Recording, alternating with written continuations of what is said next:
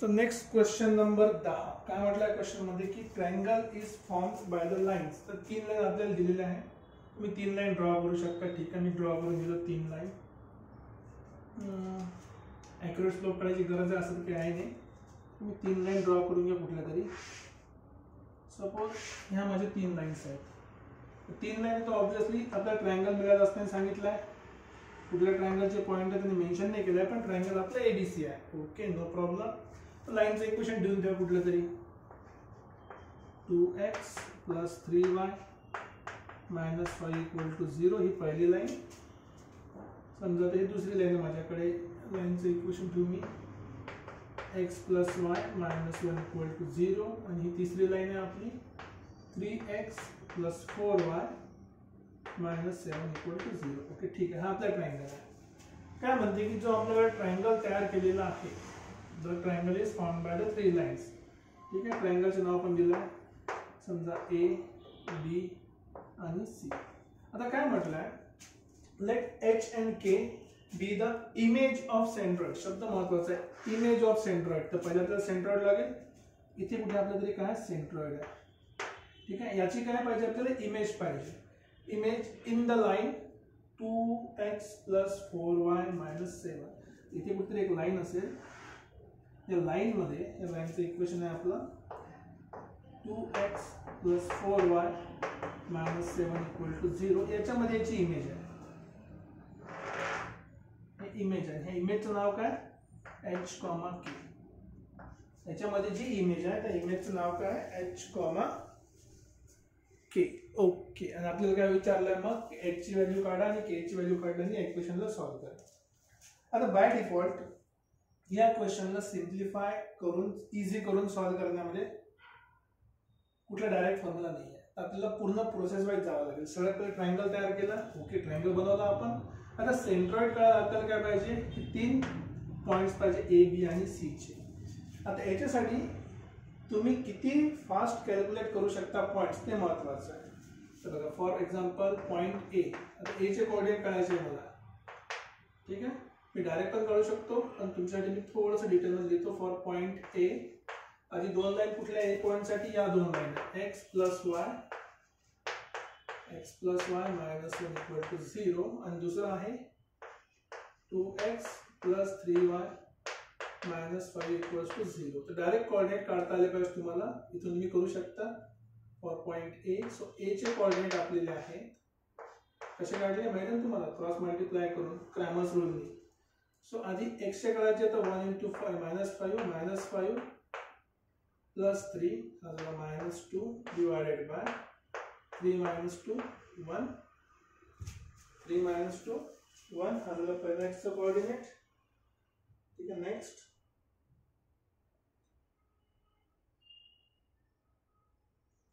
-2 झाला a चा coordinate. Next solve करायसाठी परत तेच डिवाइड बाय 3 -2 हा 1 झाला.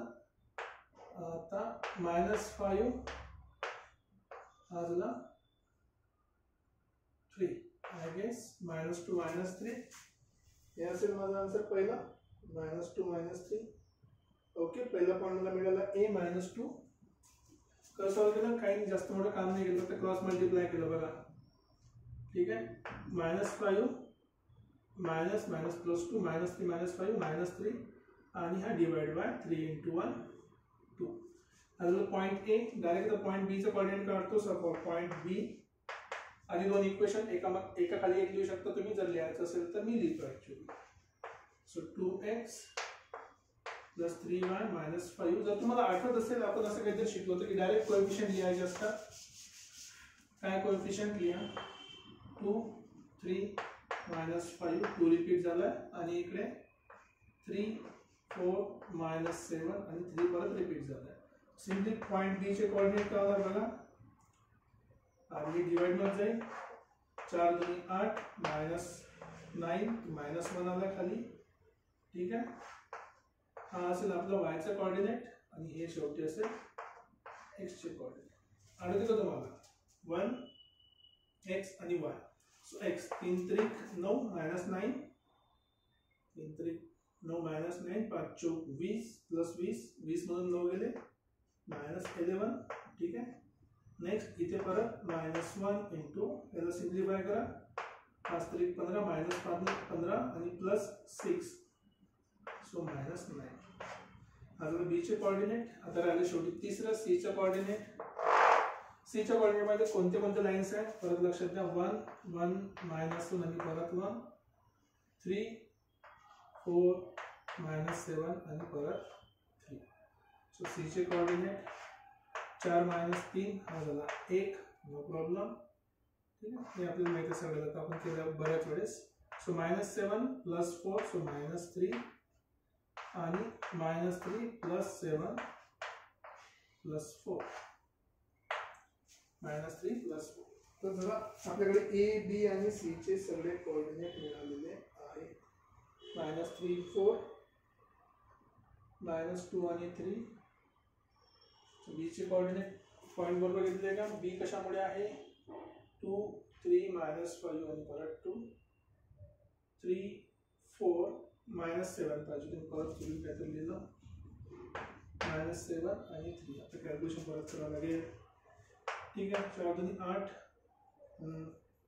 -9 ओके -1 नंतर 7 3 21 7 3 21 + 20 सो -1. सो बेसिकली बी चे कोऑर्डिनेट झाले आपले 1 कॉमा इकडे पण 5 3 15 -15 आणि 7 2 14 प्लस सो -1. तर बी चे कोऑर्डिनेट 1 आणि 1 अच्छा -3 आणि 4. सो देयरफॉर सेंट्रॉइड चे कोऑर्डिनेट काय मिळाले ॲडिशन करा. -2 + 1 -3 / 3 आणि 3 + 1 + 4 / 3.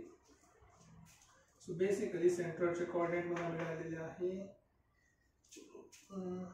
सेंट्रॉइडचे कोऑर्डिनेट किती 3 आणि 2 5 1 4 -4/3 आणि 4 आणि 4 8/3. सेंट्रॉइडचे कोऑर्डिनेट नो प्रॉब्लेम. याच्याने काय म्हणते याची इमेज आहे. इमेज साठी फॉर्म्युला सगळ्यांना माहित आहे. सो इमेज साठी आपण काय करतो इमेज म्हटलं फुट ऑफ परपेंडिक्युलर नाही कुठल्या लाईन साठी त्या लाईन साठी. सो बेसिकली x - होईल ना 4/3 ओके डिवाइड बाय a चा कोएफिशिएंट किती आहे 2 = y -8/3 कोएफिशिएंट किती आहे 4 = -2 टाइम्स इमेज म्हटलं लक्षात ठेवा. इथे ही व्हॅल्यू पुट करायची आहे 2 × -4/3 + 4 × 8/3 -7 डिवाइडेड बाय 2 चा स्क्वेअर आणि 4 चा स्क्वेअर 2 चा स्क्वेअर + 4 चा स्क्वेअर. That's it. अरे याला थोडं सिम्प्लिफाय करायचं आहे. थोडं कॅल्क्युलेशन मोठं वाटते थोडं सिम्प्लिफाय करावं लागेल. नो प्रॉब्लेम काही इश्यू नाही आहे. आधी ही व्हॅल्यूज काढून घेऊ आपण. हिचं व्हॅल्यू काढतो म्हटलं तर दिस = -2 टाइम्स -8 ठीक आहे -8/3 इथे पण 32/3 आणि याला पण 3 ने मल्टिप्लाय केलं तर -21/3 डिवाइडेड बाय 4 आणि 16 म्हणजे 20 झाले.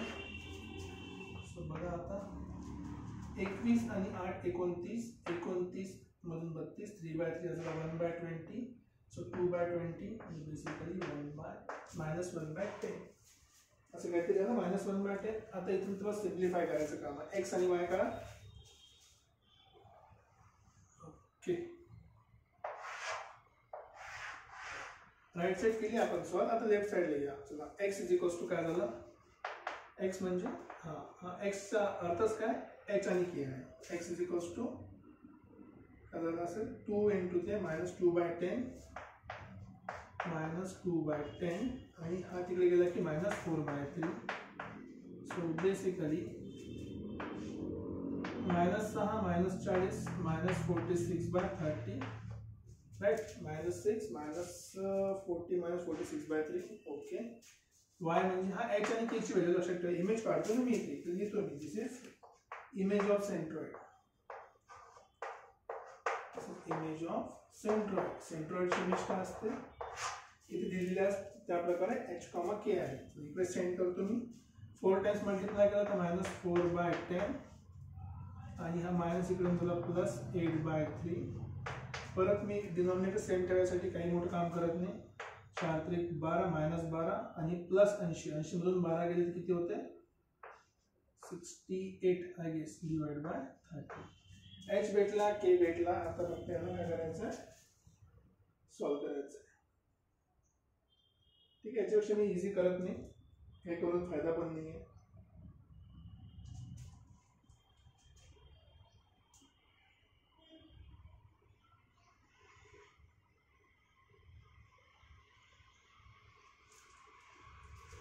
ठीक आहे, सो 12 80 मधून 12 गेले 78. ठीक आहे, सो फॉर्म्युलानुसार x square plus y square plus x into y म्हणजे एच आणि के.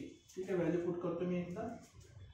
So -46 by 30 square plus 68 by 30 square plus -46 by 30 into 68 into 30. Okay, आता कॅल्क्युलेशनसाठी थोडी जागा करतो मी त्या. ओके, बघूया, just hold on a second. Okay, ठीक आहे, थोडीशी कॅल्क्युलेशनसाठी जागा गेली त्या. लक्षात ठेवा सगळ्याचं डिनॉमिनेटर सेम आहे. सो आधी डिनॉमिनेटर बाहेर काढतो मी. 30चा स्क्वेअर किती होते? 900 बाहेर काढलं. आतमध्ये -46चा स्क्वेअर जर कोणाला येत असेल तर सांगा.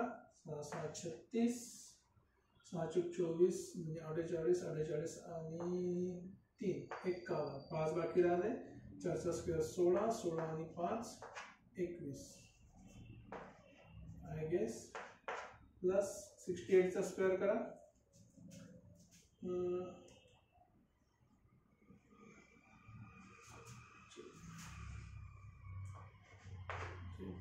तुम्ही करू शकता. बघा फॉर्म्युला तुम्हाला सांगतो कसं. 68चा स्क्वेअर करायचा असेल ना, 68 म्हणजे काय झाला? 70 - 2चा स्क्वेअर. जर तुम्हाला a - b चा होल स्क्वेअर फॉर्म्युला माहित असेल, 7चा स्क्वेअर झाला 4 900 2चा स्क्वेअर प्लस -2ab 7 2 14 14 28. सो 280 कमी करायचं. 900 मधून 200 गेले 700 700 मधून 80 गेले 620 624. ठीक आहे, मायनस आता दोघांचं मल्टिप्लिकेशन करा. 68 into 46 68 into 46 4 36 आणि 32 72 7 7 28 28 आणि 7 35 आय गेस -3528. आय थिंक 3528 असं काहीतरी काय वाटते. चलो करून बघू आता काय. आता ॲडिशन सबट्रॅक्शन 1/900. ओके, 6 4 10 10तून 8 गेले 2 राहिले. 2 1 3 3 मधून 2 गेले 1 राहिला. No problem. 6 आणि 1 7 7 मधून 5 गेले 2 राहिले. 4 आणि 2 6 7 आणि 3 गेले 3 राहिले. ओके, थोडं सिम्प्लिफाय करा. सगळ्याला 4 ने डिवाइड करता येते.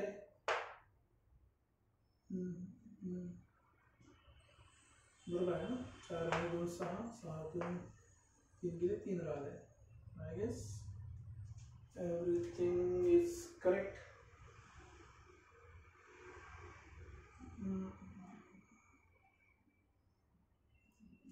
Let's see. 4 ने डिवाइड करा. 8 चौक 32 8 त्रिक 12 8 2 2 803 422. ऑप्शनमध्ये मी 903 लिहिला, माझा 803 आला. मला एकदा कॅल्क्युलेशन चेक करू द्या. ठीक आहे, काही प्रॉब्लेम होणार नाही. कॅल्क्युलेशन चेक केलं ना. 46 into 46चा स्क्वेअर 2116 करेक्ट आहे. No problem. 68चा स्क्वेअर 4624 नाईस करेक्ट आहे. नेक्स्ट 46 into 68 3128 आहे. 46 into 68 3128 आहे. ओके, 3128 पाहिजे होतं, 3528 झालं ते. मला चुकलं असेल. कसं काय चुकलं? 24 आणि 7 31 होते. राईट, गलत. 3128. आता थोडं इझी को 6च्या 10 2. Okay, no problem. 2 1 3 मधून 2 गेले, 1 राहिला. 6 आणि 1 7, 7 मधून 1 गेला, 6 राहिले. 9 4 36, 903/225.